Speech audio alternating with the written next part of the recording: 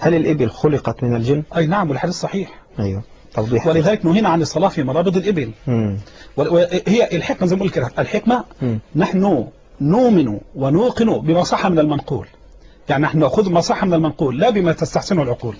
النبي أخطرنا بذلك، يبقى سمعنا وأطعنا. والنبي صلى الله عليه وسلم يقول خلقت الإبل من الشياطين، خلقت الإبل من الشياطين، هي مخلوقة من الشياطين. من الشياطين ولا من الجن؟ لا من الشياطين. نعم. هكذا النص عندي.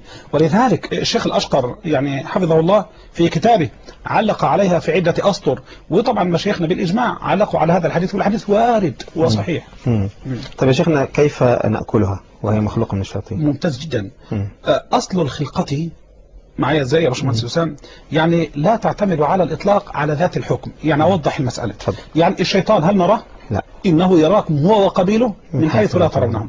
طيب لو أن الشيطان تشكل بصورة جاموسة وسقطت الجاموسة وذبحها الناس ولم يعلموا أنها إيه؟ شيطانا، جاز أكلها أم لم يجوز؟ جاز أكلها. طيب هذه خلقها الله تبارك وتعالى من طباع هذه، لكن خلقها بلحم وعظم وأحل لنا طعمتها، خلاص يبقى الحكم يندرج عليه. طيب يا شيخنا.